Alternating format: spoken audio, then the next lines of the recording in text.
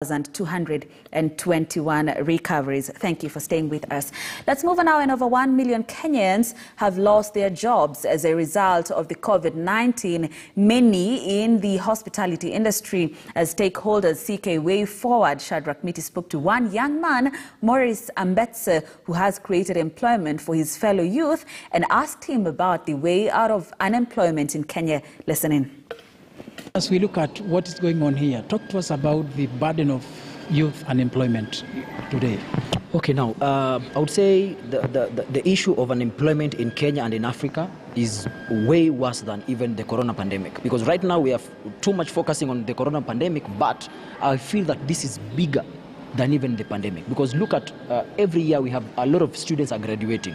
Wanaenda wapi? So for me, I think it's one of the biggest issues that we really need to sit down and be able to think on how this can be solved. And for me, straight, the only way that we can be able to beat unemployment in this country is through manufacturing. Because look at China, because history speaks for itself.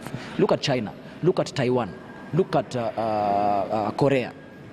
They are where they are today because of manufacturing. So hatutatoka nje tuanze we start thinking of reinventing the wheel ama tufikirie njia zingine, and the answer is there. And the only way that we can be able to start manufacturing is people like us who have ideas, innovators.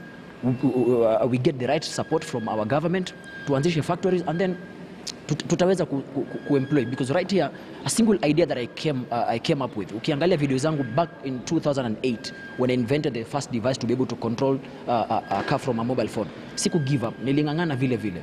And right now I have a factory and we've employed more than 70 people. So there are so many Morrises out there who need support. Na wakishikwa mkono, then I think that there will be no unemployment in this country. Talk to us about the number of youth you've employed here and many others who are still outside there. And how would you describe to us the situation that you're always faced with in the morning, especially for many young people who are always walking on the road trying to look for employment? Paint to us that picture. Yeah. Now, for me, anytime that I drive out the factory, I see a lot of young people who come here every single morning looking for employment. Same these guys that you see here, tulipatana tu hapo. I brought them in, we did some training, we gave them an opportunity to kuwapatia training, and right now they're doing the manufacturing. But every single day when I drive to work, I see a lot of young people wanapata shida wanatafuta employment. For us, that's how far we can be able to do, because there are also way more challenges for us to be able to even accommodate more.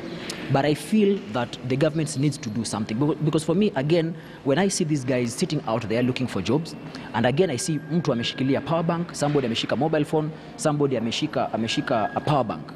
For me, now an employment that we've sent to China to employ that Chinese guy to be able to manufacture that power bank. If we bring all that energy back to this country, if we bring all that EO market back to this country, and we start producing these power banks, these TVs, these camera, these microphones, imagine how many youth tutakuwa to employ.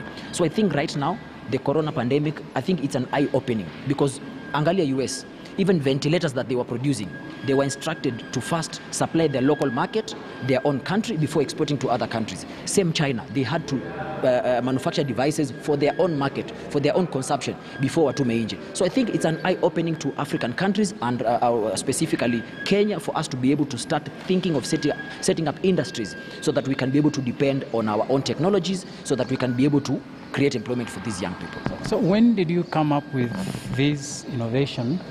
And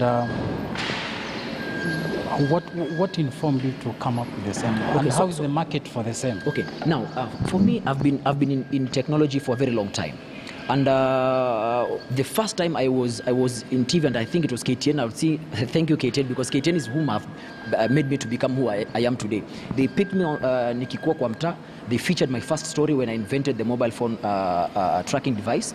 But then there were a lot of challenges after that. Because you see, right now in Kenya, if you have an idea of making music, unajua unaenda studio, you record the song, unapeleka kwa radio station, they play, ama upload kwa YouTube. But this youth who has an idea to create a mobile phone, how does he even start?